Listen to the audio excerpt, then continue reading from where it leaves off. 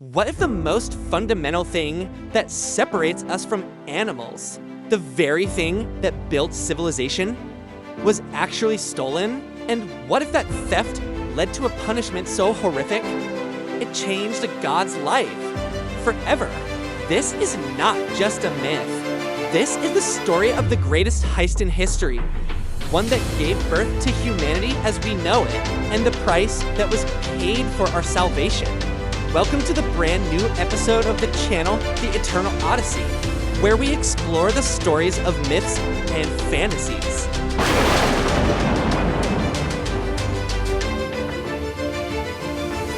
Chapter 1, The Dawn of Desperation, in the primordial darkness that preceded our world. When the earth was young and the gods still walked among mortals, humanity existed in a state that can only be described as living death. Picture, if you will, the earliest humans, covered in leaves and twigs clothing, shivering creatures huddled together in the deepest recesses of caves, their eyes wide with terror as shadows danced on stone walls. They possessed intelligence, that divine spark that distinguished them from beasts, but lacked the tools to harness it. Their hands, capable of creating wonders, trembled uselessly in the cold. Their minds, destined to unlock the secrets of the universe, were consumed with the singular, desperate focus of survival.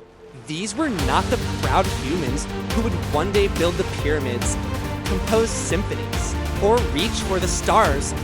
These were broken beings, cowering before the night like frightened children. When darkness fell, they became prisoners in their own shelters, listening to the howls of predators outside, knowing that dawn might never come for them. They ate their meat raw, if they could catch it at all, their teeth barely adequate for tearing through tough flesh. They had no way to preserve food, so feast and famine alternated in cruel cycles. Winters were death sentences. The sick and elderly simply disappeared. Disease spread unchecked through their primitive communities because they had no way to boil water or sterilize wounds. Most tragically of all, they possessed the capacity for so much more. In their crude shelters, elders would pass down stories, young ones would ask questions about the world beyond their caves, and occasionally, a brilliant mind would conceive of something better warmth without depending on the sun, led to push back the darkness, ways to make tools stronger than stone and bone. But these dreams remained just that, dreams, whispered in the dark and forgotten by dawn. Chapter 2, The Divine Hierarchy. High above this mortal suffering, on the cloud-shrouded peaks of Mount Olympus, the gods lived in splendor that defied human comprehension. Golden palaces rose from marble foundations, their walls adorned with precious gems that captured and reflected light in impossible ways. Nectar and ambrosia flowed freely, ensuring eternal youth and vitality. Here, among beings of perfect beauty and terrible power, decisions were made that would shape the fate of all existence. At the apex of this divine hierarchy sat Zeus, the king of gods, whose very presence could shake mountains and split the sky. His throne room was a marvel of divine architecture. Columns of pure lightning supported a ceiling that showed the swirling cosmos, while the floor was made of crystallized thunder. When Zeus spoke, his voice could be heard from Olympus to the deepest reaches of the underworld. But Zeus, for all his power and majesty, harbored a deep-seated fear that few dared to acknowledge, the fear of being overthrown. He had, after all, gained his position by overthrowing his own father, Cronus, just as Cronus had overthrown his father before him. This cycle of divine succession haunted Zeus's every decision, making him suspicious of potential threats to his authority. Humanity represented such a threat, not in their current state, weak, ignorant, barely surviving, but in their potential. Zeus had witnessed the spark of intelligence in mortal eyes, had seen them adapt and learn even without divine gifts. He understood, perhaps better than any other god, that humans possessed something unique, the ability to grow beyond their limitations. So Zeus made a deliberate choice. Humanity would remain primitive, they would struggle, suffer, and eventually fade from existence, never realizing their potential. It was not cruelty for cruelty's sake, but calculated preservation of divine supremacy, as long as humans remained in darkness, literal and metaphorical. They could never challenge the gods. This decision was not made in isolation. Zeus consulted with other Olympians, most of whom agreed with his reasoning. Hera, his wife and queen, saw humans as potential sources of infidelity. Zeus had a notorious habit of taking mortal lovers, Ars, god of war, viewed them as inferior beings unworthy of divine gifts. Even Athena, goddess of wisdom, agreed that certain knowledge should remain exclusively divine. But among the gods, there were dissenting voices. Some minor deities questioned the wisdom of keeping humanity in such a wretched state. A few even dared to suggest that mortals deserve better. These voices were quickly silenced, their concerns dismissed as naive sentimentality. All except one. Chapter 3, The Compassionate Titan. Among the assembled gods was one whose heart could not accept Zeus's cruel decree. Prometheus, whose very name meant forethought, was not technically an Olympian god, but a Titan, one of the elder divine beings who had ruled. Before Zeus's rise to power, unlike most of his Titan brethren, who had opposed Zeus in the Great War known as the Titanomachi, Prometheus had sided with Zeus, helping him achieve victory.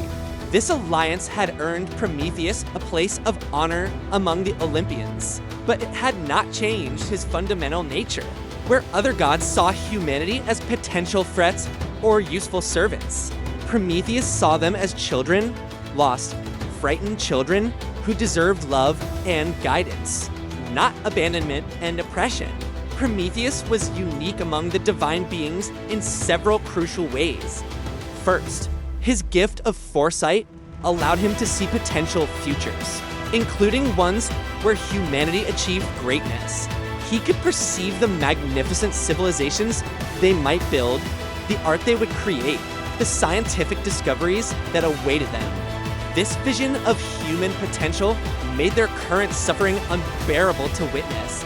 Second, Prometheus possessed an unusual capacity for empathy.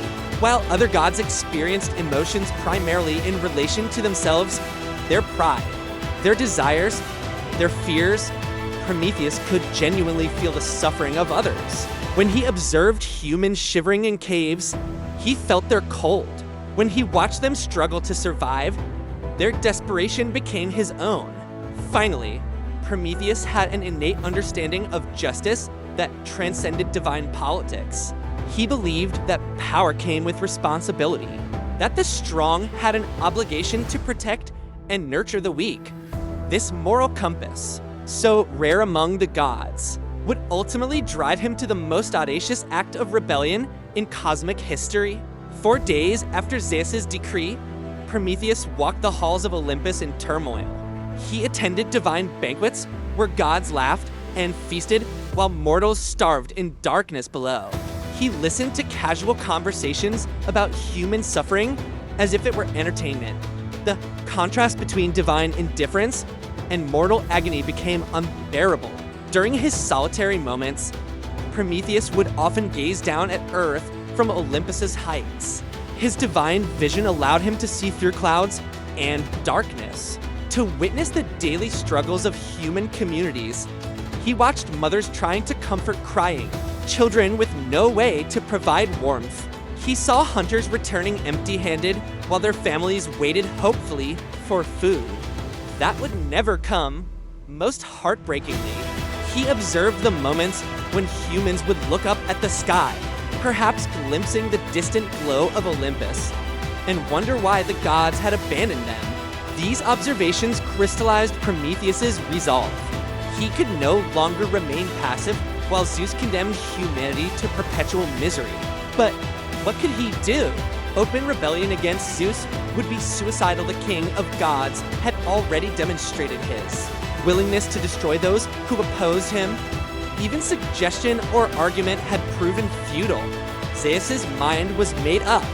That's when Prometheus realized the truth that would change everything. If humanity was to be saved, it would not be through divine mercy or political negotiation. It would require theft. Chapter 4, The Sacred Flame. To understand the magnitude of Prometheus's planned crime, one must first understand the nature of fire in the divine realm. This was not the mundane fire that humans would eventually come to know. The simple chemical reaction between fuel, oxygen, and heat. This was primal fire, the essential force of creation itself, the very energy that had forged the cosmos from primordial chaos. Divine fire possessed properties that defied natural law. It could burn without fuel, provide warmth without smoke, and illuminate without casting shadows. More importantly, it contained within its essence the principles of all technological advancement. Fire was not just light and heat. It was the foundation of metallurgy, cooking, medicine, and countless other arts that could elevate humanity from their primitive state. Zeus guarded this fire with fanatical jealousy. It was kept in his personal chambers within a brazier forged from the heart of a dying star. The container itself was a work of divine craftsmanship, decorated with scenes of Zeus's greatest victories and protected by enchantments that would instantly alert him to any unauthorized presence. The fire never dimmed, never flickered, never showed any sign of depletion. It existed in a state of perfect, eternal combustion, a physical manifestation of divine power and knowledge. To gaze upon it was to understand, in some fundamental way, the secrets of creation itself. This was why Zeus kept it so closely guarded. It was not merely a tool, but a symbol of ultimate divine authority. Access to Zeus's private chambers was restricted to a small circle of the most trusted Olympians. Even Hera, his wife, required permission to enter certain areas. The chambers were protected by multiple layers of divine security, enchanted doors that recognized only authorized presences, guardian spirits bound to alert Zeus to any intrusion, and magical wards that could trap or destroy unauthorized visitors. But Prometheus had advantages that made the impossible merely extremely dangerous. His status as one of Zeus's allies in the Titanomachy gave him legitimate access to many areas of Olympus. His gift of foresight allowed him to perceive the best possible timing for his attempt. Most crucially, his deep understanding of divine magic, gained through millennia of study, provided him with knowledge of how to circumvent Zeus's protections. The plan that Prometheus devised was elegant in its simplicity and terrifying in its audacity. He would wait for a time when Zeus was distracted, temporarily absent from Olympus, or engaged in activities that would prevent him from immediately detecting the theft. He would then infiltrate Zeus's chambers, steal a portion of the sacred fire, and transport it to Earth before the theft could be discovered. The key to success lay in the method of concealment. Divine fire could not be hidden through ordinary means. Its essence would betray its presence to any god with sufficient power to detect it. But Prometheus had discovered, through careful research, that the sacred flame could be contained within a hollow fennel stalk, a plant that grew on the slopes of Olympus itself. The fennel's natural properties would mask the fire's divine signature, while preserving its essential nature. Chapter 5, The Heist of All Time. The opportunity Prometheus had been waiting for arrived during the Festival of Divine Ascension, a grand celebration commemorating Zeus's victory over the Titans. Ironically, it was a celebration that honored Prometheus's own choice to side with Zeus. But now it would provide cover for the ultimate betrayal. All of Olympus had gathered for the festivities. Gods and goddesses competed in displays of power and beauty. Divine musicians performed compositions that could move mountains, and nectar flowed in rivers of golden light. Zeus, as the guest of honor, was fully engaged in the celebration, receiving tribute, judging competitions, and basking in the adoration of his divine court. Prometheus participated in the early ceremonies, maintaining his facade of loyalty while internally preparing for the crime of the ages. He had spent weeks studying the patterns of divine activity, noting when guards changed, when magical protections were at their weakest, and when Zeus's attention would be most thoroughly diverted. As the celebration reached its peak, with Zeus engaged in a contest of thunderbolt accuracy that had captivated all of Olympus, Prometheus quietly excused himself from the festivities. His absence would not be noticed immediately. Gods often stepped away from gatherings for various reasons, and Prometheus's reputation for contemplative solitude provided perfect cover, moving through Olympus's marble corridors with practiced stealth. Prometheus made his way towards Zeus's private quarters. Each step brought him closer to a point of no return. He carried with him a carefully selected fennel stalk, hollow and dry, perfect for containing the sacred flame he intended to steal. The first challenge came at the outer doors to Zeus's chambers. These massive portals, carved from a single piece of divine marble and inlaid with gold that pulsed with inner light, were protected by recognition magic that would only allow entry to Zeus himself and a select few others. But Prometheus had prepared for this obstacle. Using knowledge gained through centuries of magical study, he had crafted a temporary spell of identity masking, a dangerous enchantment that would make the doors perceive him as Zeus for just long. Enough to gain entry, the spell worked, but at a cost. The magical energy required to fool such powerful protections left Prometheus weakened and disoriented.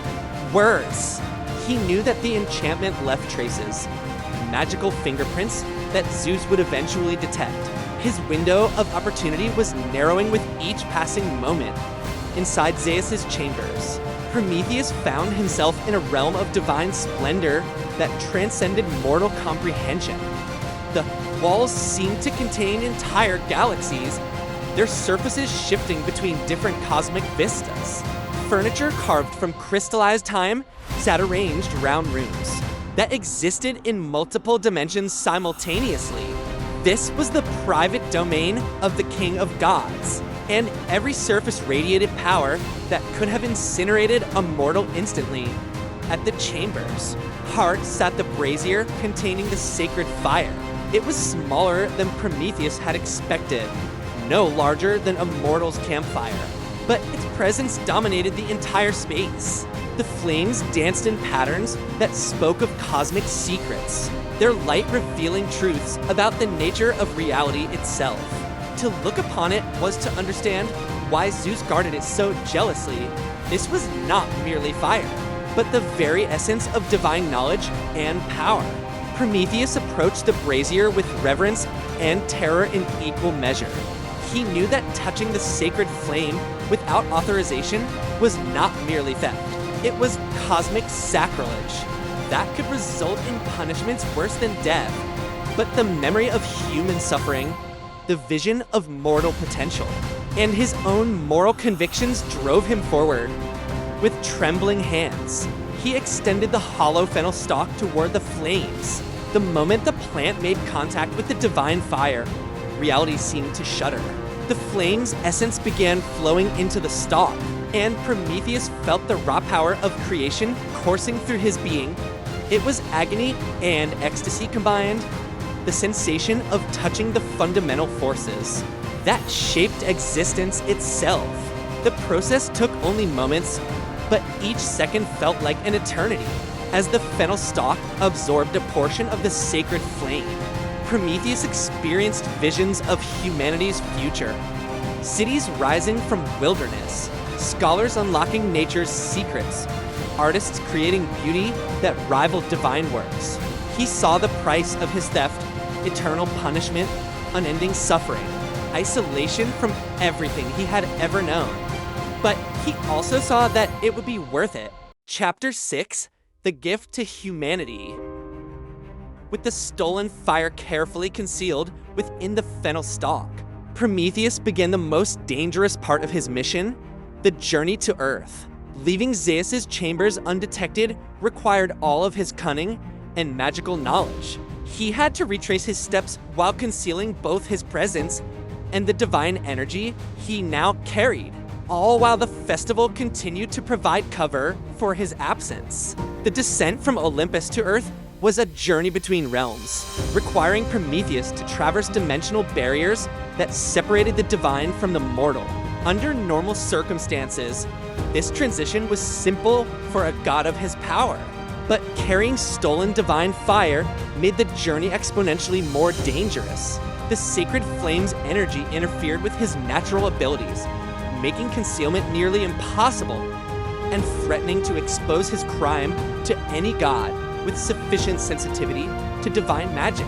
Prometheus chose to manifest on Earth in a remote valley where one of the larger human tribes had made their camp.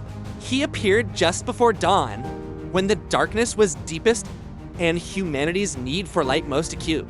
The timing was not coincidental. Prometheus understood that the gift of fire would be most meaningful when offered in humanity's hour of greatest need. The human settlement was typical of its era, a collection of crude shelters made from animal hides, stretched over bone frameworks, positioned near a stream that provided water but offered little protection from predators or weather. The inhabitants were asleep, huddled together for warmth, their faces bearing the marks of constant struggle against a hostile environment. Prometheus approached the largest shelter, where the tribal leader, an aging man, whose scarred hands spoke of countless battles for survival, kept watch over his sleeping family. The man's eyes widened in terror and wonder as a figure of obvious divine origin materialized. From the pre-dawn darkness, "Do not fear," Prometheus spoke, his voice gentle but carrying the unmistakable authority of divinity. "I come not as judge or destroyer, but as friend and benefactor." The tribal leader's response was wordless, a mixture of awe, confusion, and desperate hope. He had prayed to the gods countless times during his people's darkest hours, begging for any sign that they had not been completely abandoned. Now, impossibly, one of those gods stood before him. Prometheus withdrew the fennel stalk from his robes, and immediately the area around them began to glow with warm, golden light. "I bring you a gift," he said, "but know that it comes at great cost, not to you, but to me. This is fire, the light that pushes back darkness, the warmth that conquers cold, the power that will transform your world." With infinite care, Prometheus broke open the fennel stalk. The divine flame spilt out like liquid starlight, but instead of dissipating, it settled into a small pile of dried wood that the humans had gathered but could never ignite. The transformation was instantaneous and miraculous. Dead would burst into clean, bright flame that cast dancing shadows and filled the air with blessed warmth. The tribal leader fell to his knees, tears streaming down his withered face. Around them, other humans began to emerge from their shelters, drawn by the impossible sight of fire burning where none had been before. Children who had never seen flame pointed in wonder, while elders wept at the beauty of true light after years of living in darkness. But Prometheus was not finished. The gift of fire alone, while transformative, would be meaningless without knowledge of how to use it. Chapter 7, The Teachings of Civilization. What happened next was perhaps even more significant than the theft itself. Prometheus spent the remainder of that night and the following day teaching the humans everything they would need to know to harness their new gift. This was not simply a matter of showing them how to maintain the flames. It was a comprehensive education in the foundations of civilization itself. First came the practical lessons. Prometheus showed them how to carefully transfer fire from one source to another, how to select the right materials for fuel, and how to control the flame's intensity for different purposes. He taught them to create fire breaks to prevent accidental spreading, to bank coals for overnight warmth, and to recognize the signs of dangerous fires that needed immediate attention. Then came the applications that would revolutionize human existence. He demonstrated how fire could transform raw meat into cooked food, making it easier to digest and safer to eat. The humans watched in amazement as tough, nearly inedible roots became soft and palatable when roasted over the flames. Prometheus explained how fire could purify water, making previously dangerous sources safe to drink. The lesson that had the most immediate impact involved fire's protective properties. Prometheus showed them how a properly maintained fire could keep predators at bay, transforming their camps from vulnerable hiding places into secure havens.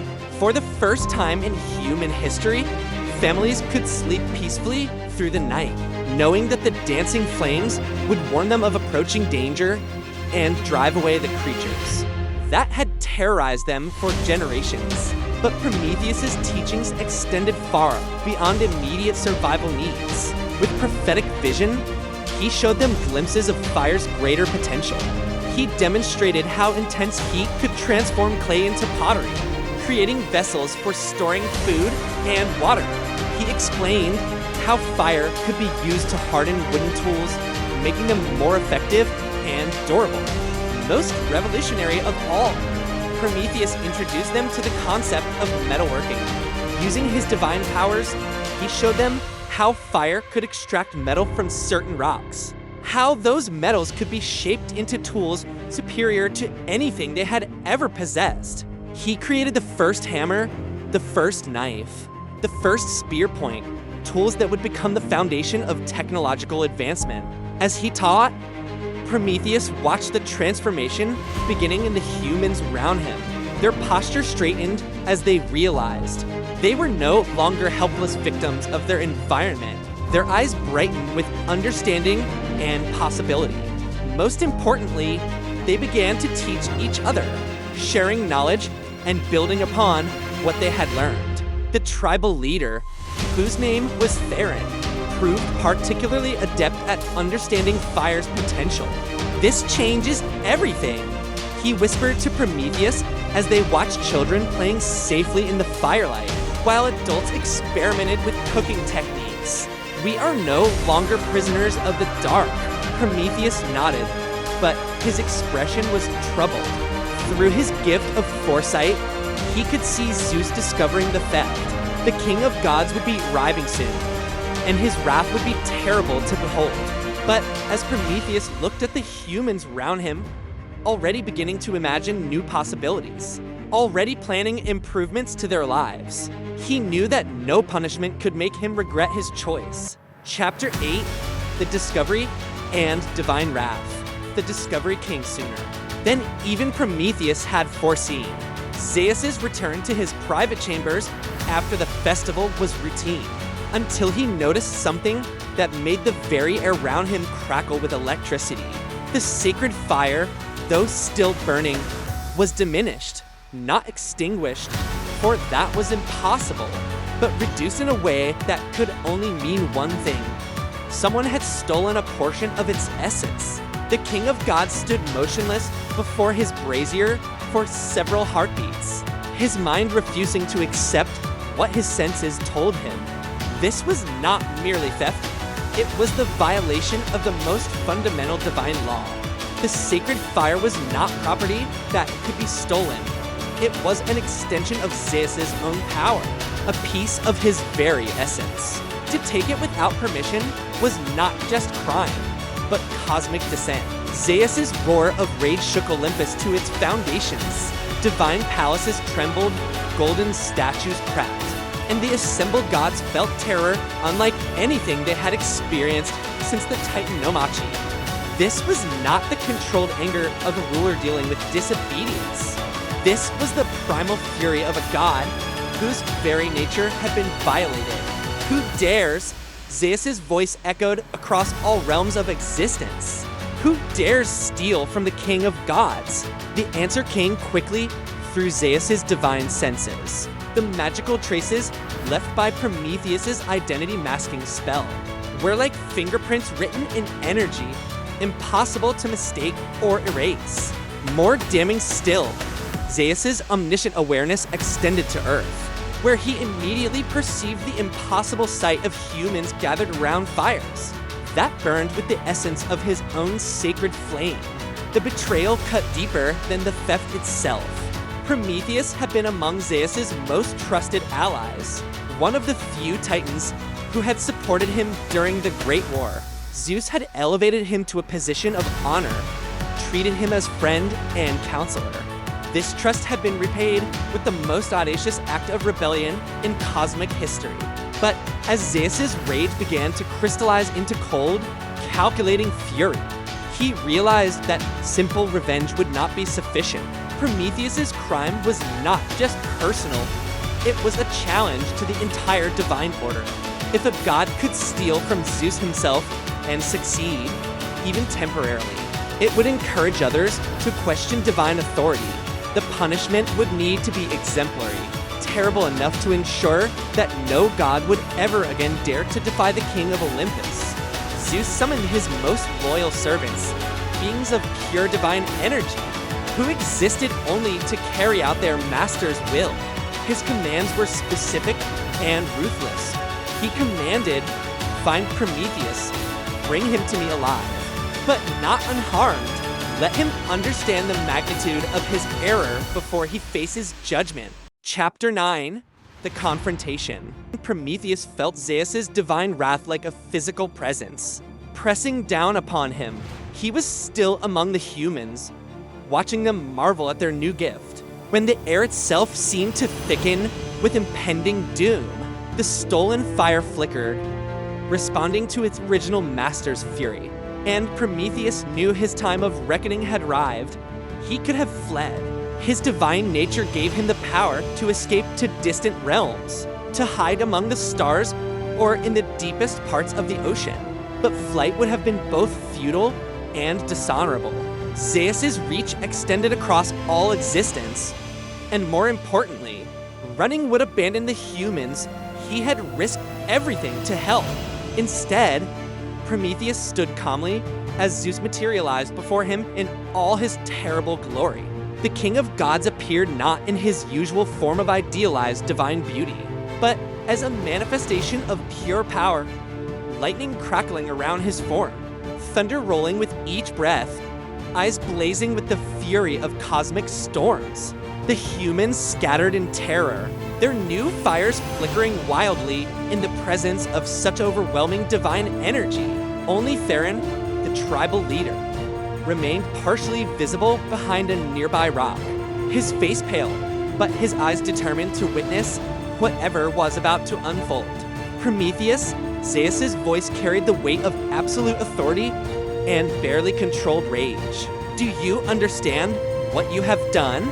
Prometheus met his former friend's blazing gaze without flinching. "I have given suffering beings a chance at dignity. I have shared light with those who dwelt in darkness. I have chosen compassion over convenience. You have stolen from me." Zeus's reply shook the ground beneath them. "You have violated the most sacred laws of divine existence. You have committed treason against the natural order. I have corrected an injustice." Prometheus replied calmly, "You condemned humans to perpetual misery not because they deserved it, but because you feared their potential. I simply gave them a chance to fulfill the destiny you would deny them." The exchange that followed was more than an argument between gods. It was a fundamental clash of philosophies that would echo through eternity. Zeus represented absolute authority, the divine right to rule without question or challenge. Prometheus embodied the principle that power must be balanced by moral responsibility. That strength should protect rather than oppress the weak. "You speak of justice," Zeus snarled, "but you know nothing of the burden of rule. I maintain order throughout the cosmos. I prevent chaos from consuming everything that exists. That requires difficult decisions, including keeping certain powers away from beings too inexperienced to use them responsibly. Prometheus gestured toward the scattered humans, who were slowly beginning to return to their fires as the initial shock of divine confrontation faded. Look at them, Zeus. See how quickly they learn, how eagerly they help each other, how they already plan to use this gift for their family's benefit. They are not inexperienced. They were simply denied the tools to grow. They are mortals, Zeus replied with cold finality. Temporary creatures whose lives span mere decades. They cannot comprehend the eternal consequences of their actions. Fire in their hands will lead to war, destruction, and ultimate catastrophe. And yet, Prometheus said softly, in the few hours since receiving fire, they have shown more compassion and wisdom than gods display in centuries. Perhaps the problem is not their mortality, but our immortality. Perhaps living forever has made us forget the value of life itself. Chapter 10, The Punishment Decree. Zeus's patience reached its end. The theological debate, however fascinating, could not be allowed to continue. Prometheus had committed an unforgivable crime, and divine justice demanded exemplary punishment. But the king of gods faced a unique challenge. How do you punish someone whose crime was motivated by compassion? Simple execution was impossible. Titans, like gods, were immortal beings who could be injured or restrained, but never truly destroyed. Banishment would be insufficient. It would allow Prometheus to become a martyr figure who might inspire other acts of rebellion. The punishment needed to be visible, permanent, and terrible enough to discourage any future challenges to divine authority. You value mortal suffering so highly, Zeus said, his voice dropping to a whisper that somehow carried more menace than his earlier roars. Let me teach you about suffering from a more personal perspective. You will learn what it means to experience pain without the mercy of death, to face each day knowing it will bring nothing but agony, to understand that your noble sacrifice has purchased nothing but your own destruction. Zeus raised his hand, and divine energy began gathering around his fingers. Not the clean power of lightning or thunder, but something darker, more twisted. This was the energy of binding and torment, forces that existed solely to inflict suffering on beings too powerful to be killed. I sentence you, Prometheus, to eternal punishment. You will be chained to the highest peak of the Caucasus Mountains, where no god will hear your cries and no mortal can reach you. There you will remain until the end of time itself, a living reminder of the price of defying divine will. But Zeus was not finished. Simple imprisonment, even eternal imprisonment, would not satisfy his need for revenge. The punishment had to reflect the crime. Prometheus had given humanity a gift. That made them stronger. So he would experience weakness and vulnerability in return. Zeus continued, each day, an eagle born of my own fury will come to you.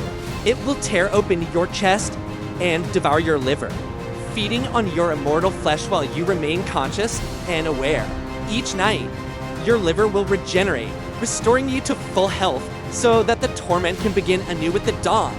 This cycle will continue forever, or until someone powerful enough to challenge my will chooses to free you, an event that will never occur. The curse took effect immediately. Divine chains materialized round Prometheus's wrists and ankles, binding him with forces that could restrain even a Titan's strength.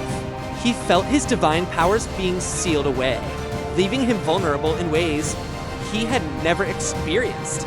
Most cruelly, his gift of foresight was partially blocked. He could still see possible futures, but not the ones that might lead to his eventual freedom. As the chains tightened, Prometheus looked one last time at the humans he had saved. They were huddled around their fires, terror and confusion clear in their faces. But the flames still burned, and he could see in their eyes the spark of determination that would carry them forward.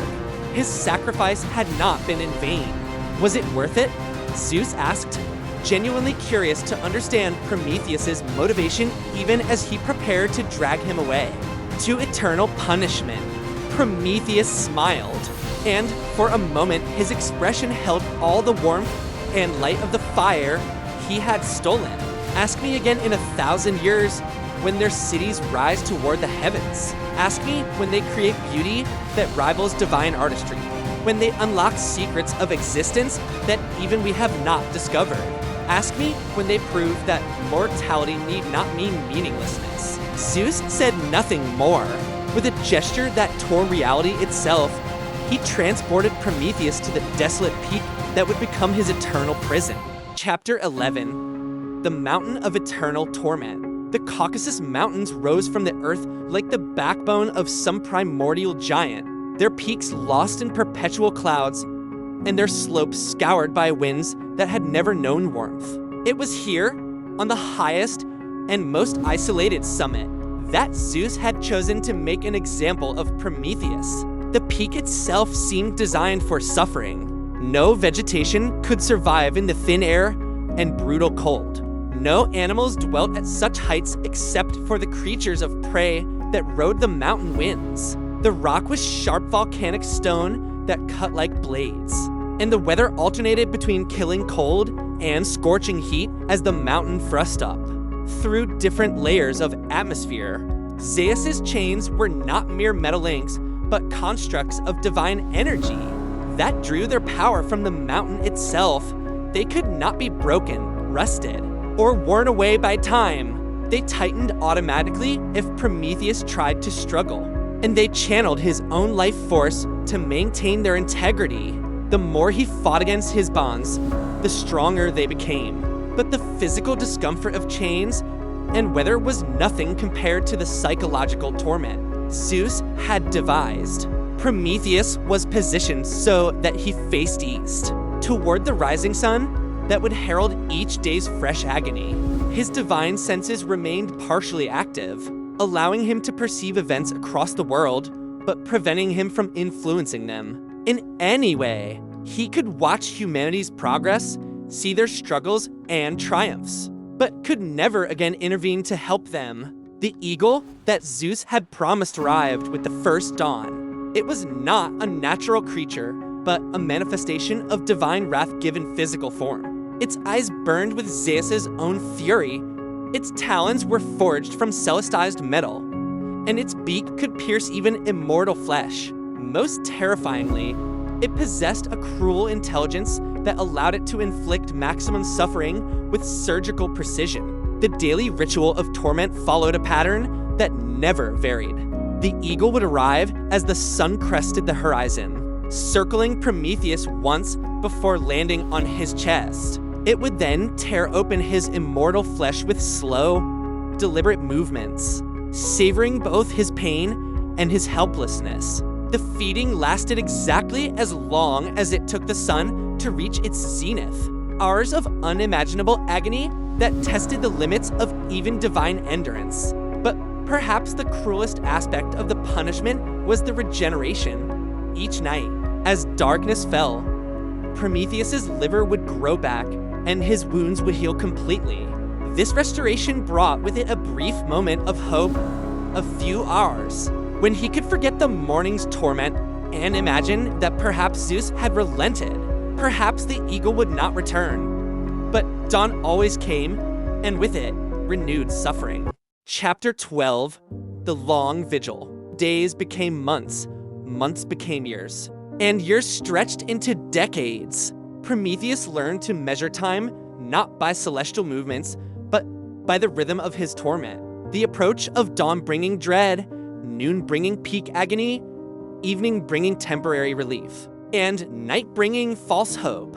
Through his restricted divine senses, he watched the world change. The humans he had helped began to spread their knowledge of fire to other tribes. They learned to smith metals, to build better shelters, and to cook more sophisticated foods. They began to ask questions about the world around them, developing primitive philosophy and science. Most remarkably, they began to tell stories. Round their fires each night, they shared tales of gods and heroes, monsters and miracles. And gradually, incredibly, stories began to emerge about a divine being who had sacrificed himself to bring them light. They didn't know his name or his exact nature, but they remembered that someone had loved them enough to defy the gods themselves. These stories gave Prometheus strength during his darkest moments, when the eagle's talons were at their cruelest, when Zeus's chains cut deepest into his flesh. He would remember that somewhere in the world, humans were gathering around fires and speaking of sacrifice and love.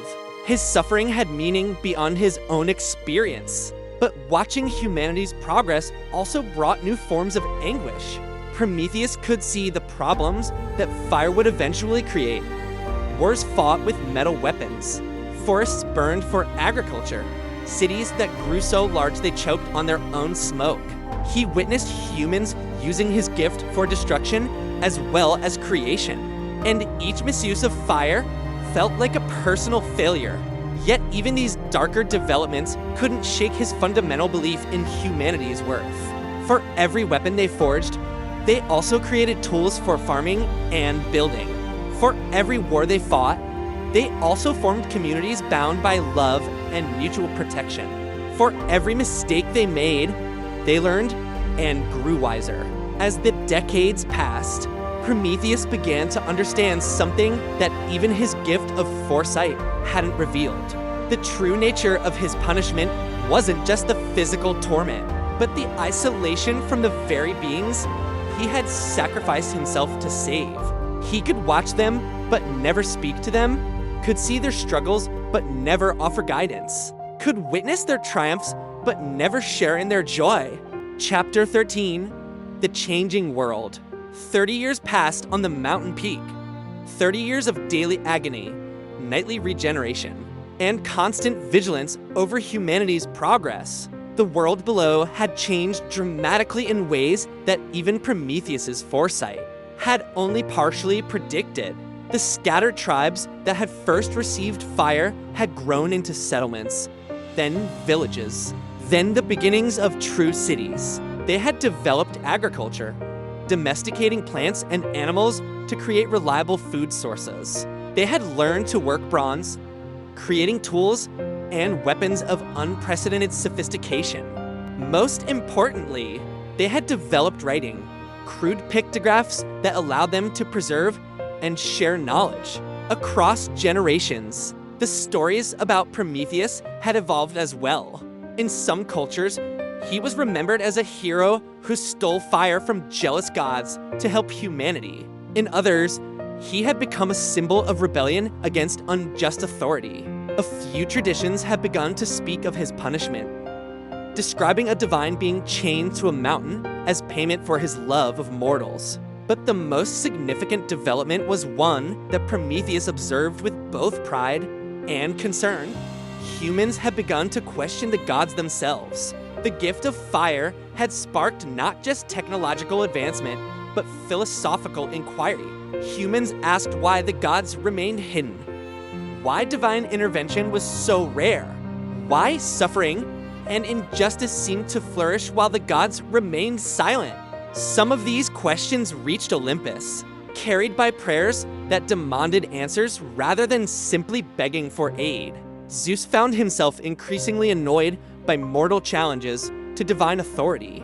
The humans were becoming exactly what he had feared they might become: intelligent, questioning beings who refused to accept their assigned role as grateful servants. Zeus visited Prometheus twice during these 30 years, appearing without warning on the mountain peak. The first visit came after 10 years of punishment, when Zeus seemed to hope that Prometheus had learned his lesson and might be willing to recant. "Have you had enough?"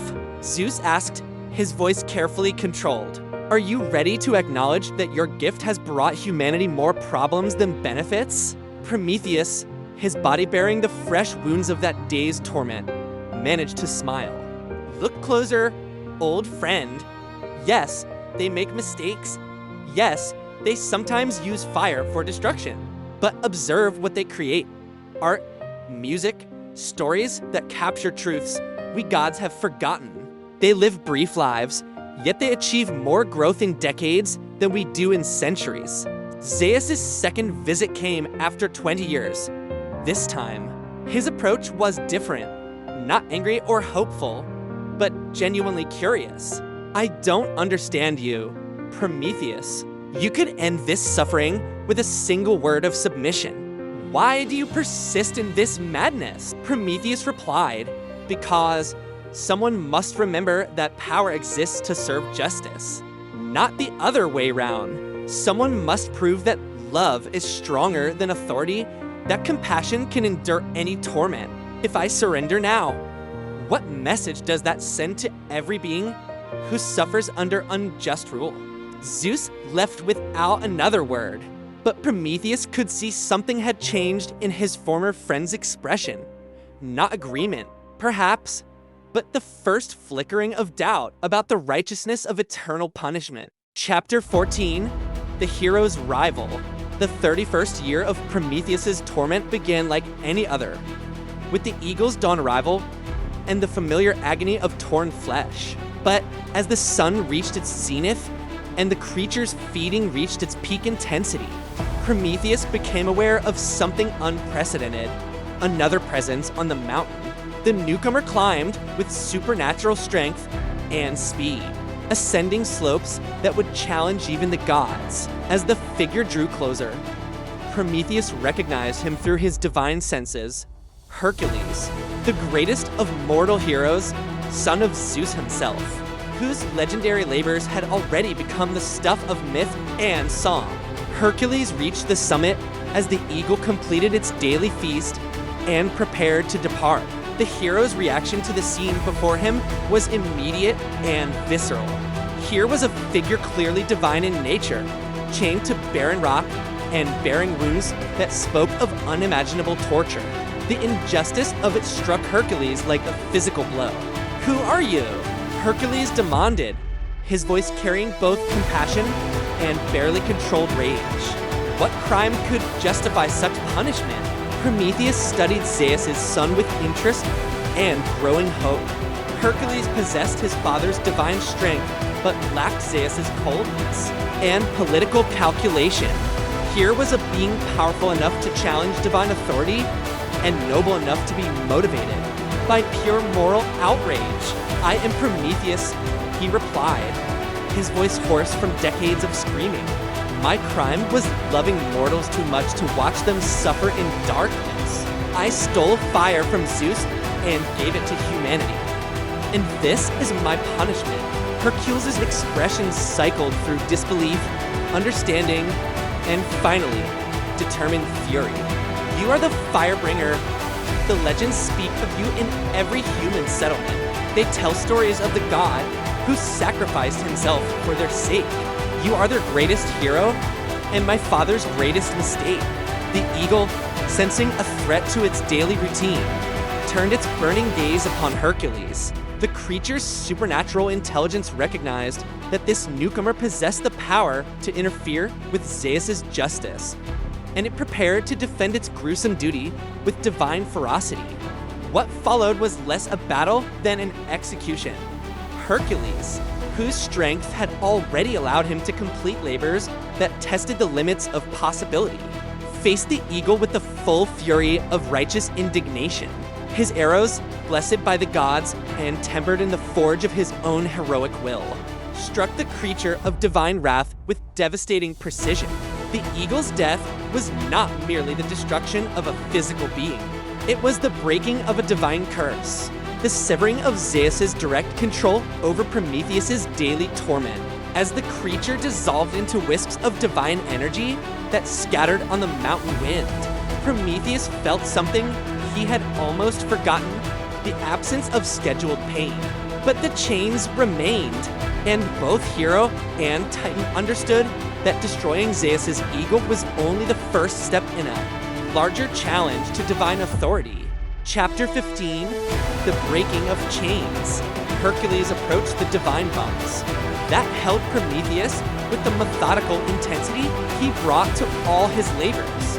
These were not ordinary chains, but constructs of pure divine will, powered by Zeus's own authority and designed to be unbreakable by any force in existence. But Hercules was no ordinary force.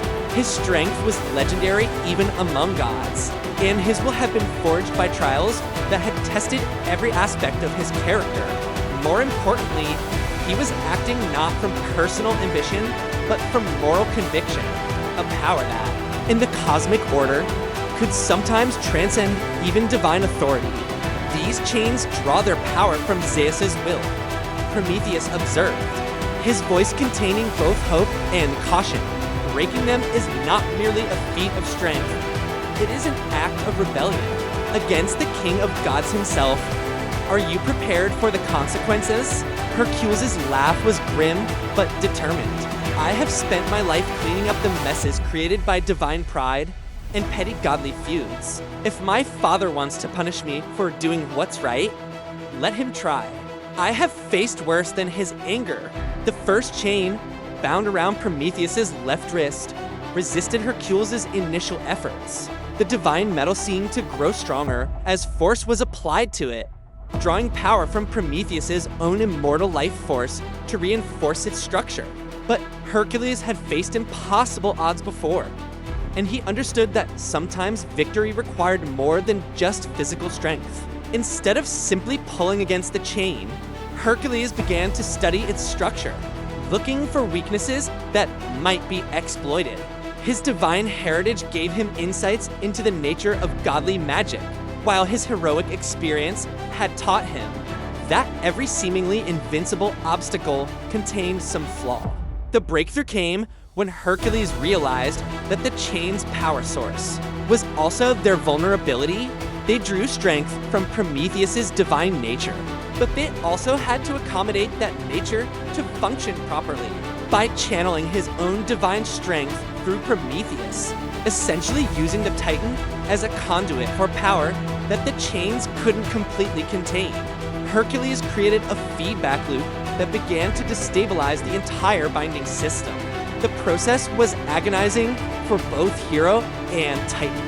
Hercules felt Zeus's divine wrath pressing against him like a crushing weight, while Prometheus experienced power coursing through his tortured body in waves that stretched his immortal nature to its limits. But gradually, inexorably, the chains began to weaken. The first binding snapped with a sound like thunder, sending shock waves across the mountain and alerting every divine being within 1,000 miles that Zeus's justice was being challenged. The remaining chains, deprived of their full power source, began to crack and buckle under Hercules' relentless assault. As each bond broke, Prometheus felt portions of his divine power returning. Strength flowed back into limbs that had been immobilized for 3 decades. His gift of foresight began to clear, showing him possible futures that included freedom, revenge, and perhaps most importantly, the chance to guide humanity once again. The last chain to wander around his throat, that had been designed to prevent him from speaking divine words of power-proof the most resistant. Zeus had put particular effort into this binding, knowing that Prometheus' voice could inspire rebellion among gods and mortals alike.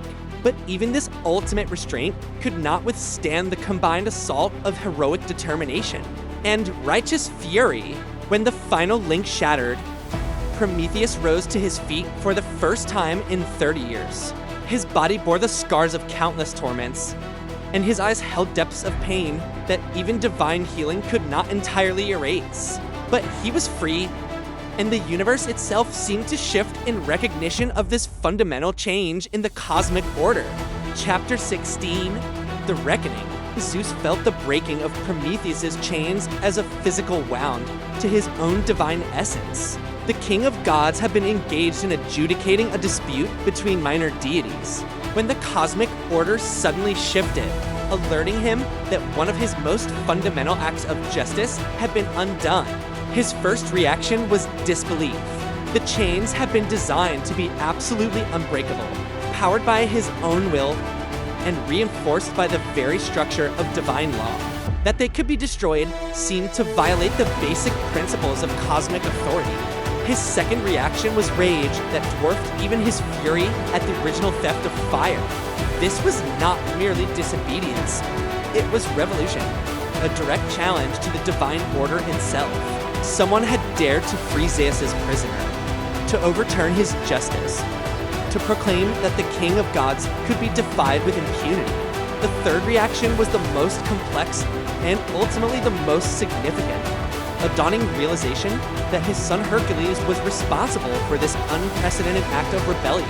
Zeus manifested on the Caucasus Peak in a display of divine power that made his earlier appearances seem restrained by comparison.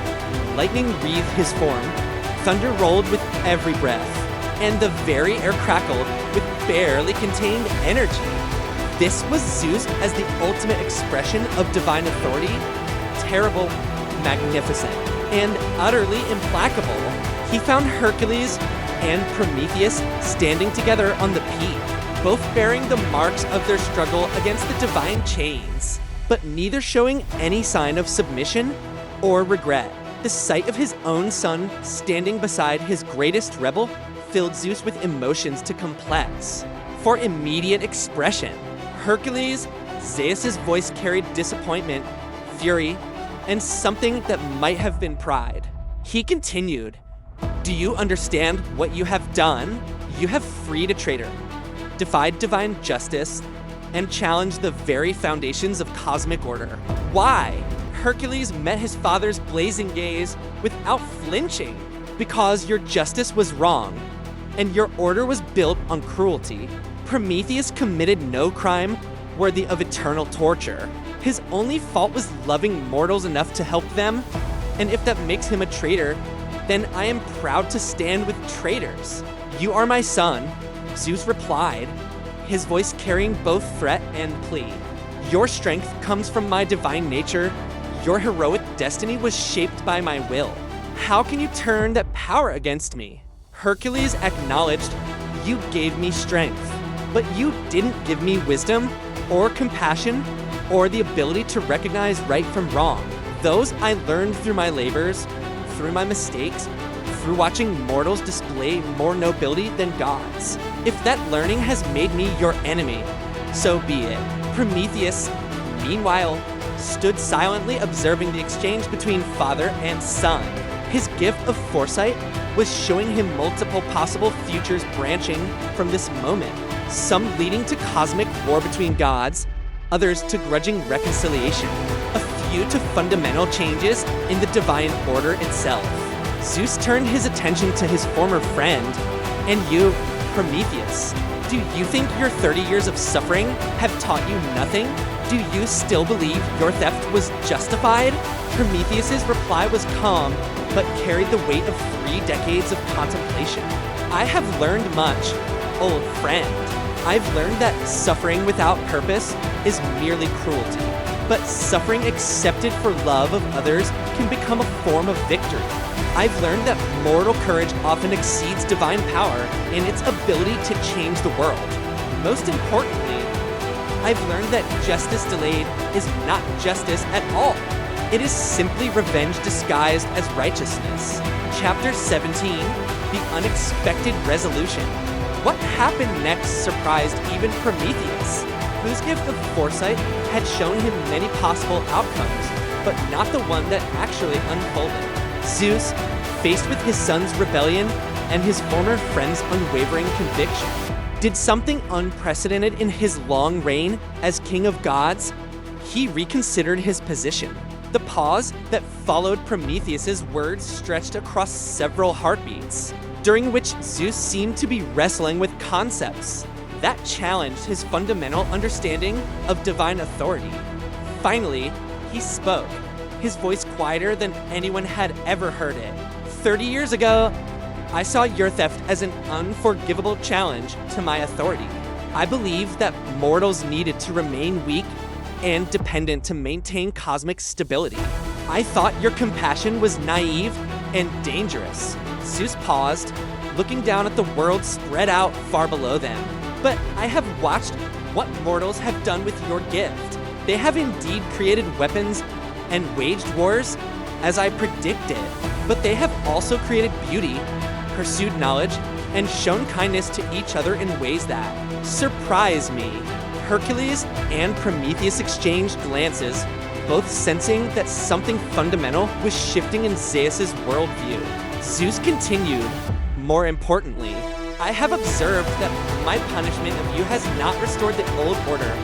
If anything, it has made humans more sympathetic to rebellion against divine authority. They tell stories of the Firebringer who suffered for their sake, and those stories make them braver, more willing to question, more determined to help each other.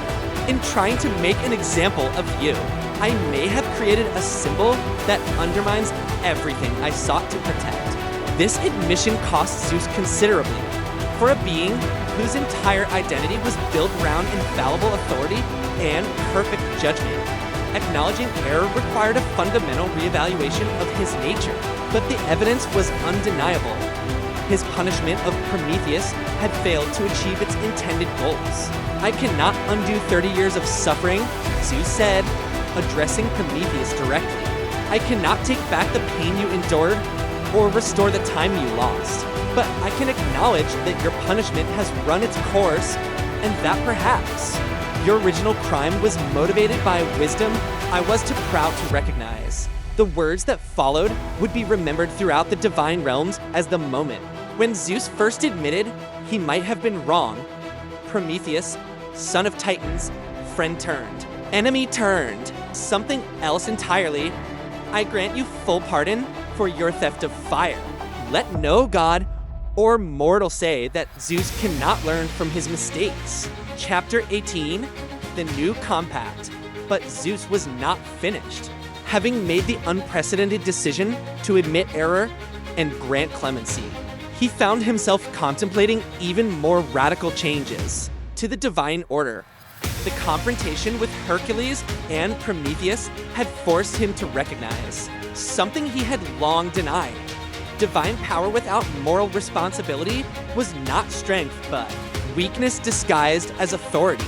However, Zeus continued, "Freedom alone is not sufficient to repair the damage done by 30 years of injustice. Prometheus, I offer you something more valuable than pardon.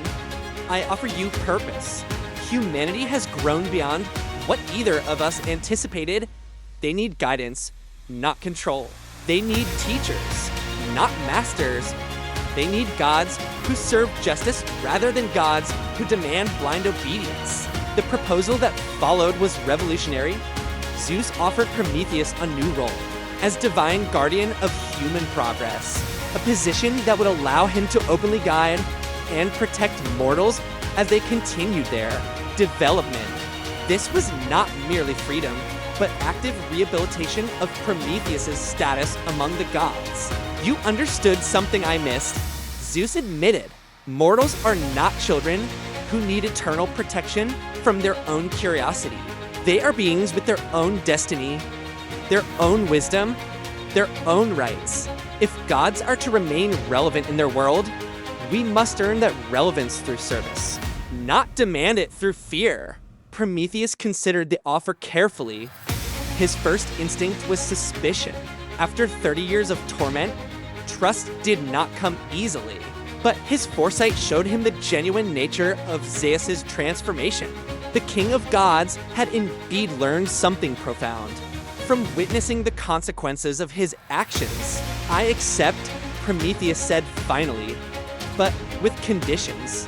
My guidance of mortals must be offered freely, not imposed through fear or coercion. Humans must always retain the right to reject divine advice and choose their own path. And no god, including myself, must ever again claim the right to punish mortals for making choices we disapprove of." Zeus nodded slowly. These conditions represented a fundamental shift in the relationship between divine and mortal realms, but he had come to understand that such a shift was both necessary and overdue.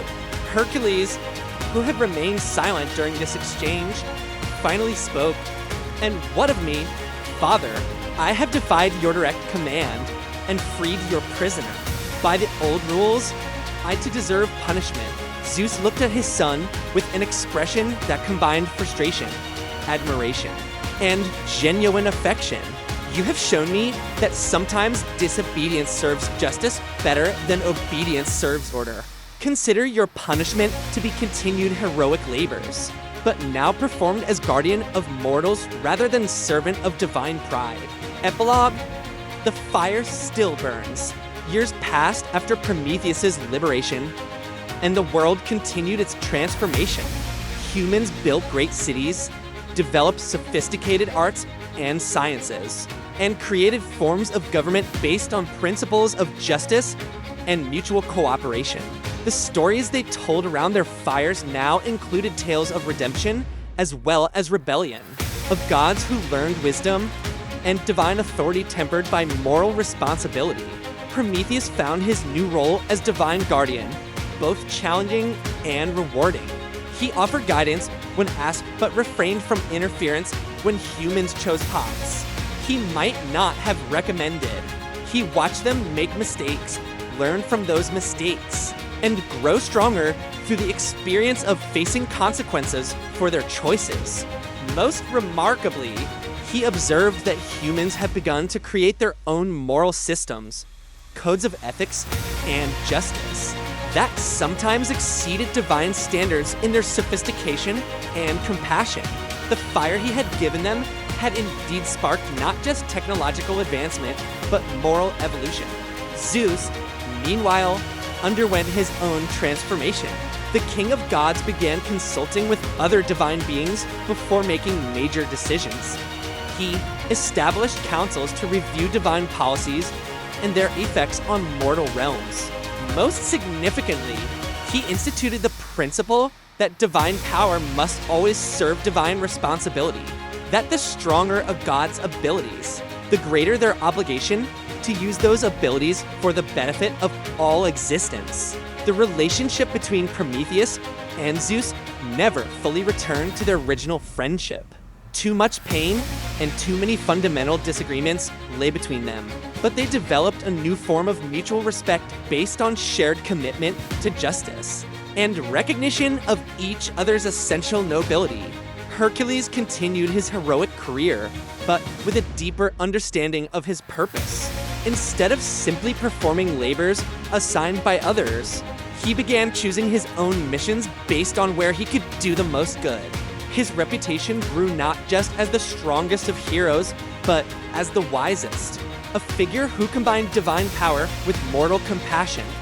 And throughout the world, whenever humans gathered around fires, in the evening, they told stories of the god who loved them enough to steal light from heaven, who endured eternal torment rather than abandon them to darkness, and whose example taught both mortals and immortals that true strength lies not in the power to command, but in the willingness to sacrifice for others. The fire still burns, passed from hand to hand, generation to generation, civilization to civilization, and with it burns the memory of Prometheus, not as a cautionary tale of divine punishment, but as an eternal reminder that love, compassion, and moral courage can overcome any authority, endure any suffering, and ultimately transform even the hearts of gods. In the end, Prometheus's greatest victory was not his freedom from Zeus's chains, but Zeus's freedom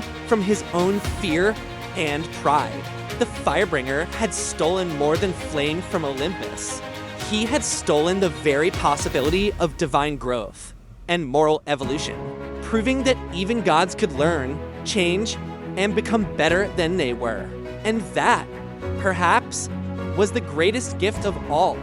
Thus ends the tale of Prometheus and the theft of fire, a story of rebellion, sacrifice, redemption, and the eternal truth that genuine authority must always serve justice, never the other way around. What did you think of Prometheus's actions? Was his theft a noble gift or a reckless betrayal? Let me know your thoughts in the comments below. I read every single one.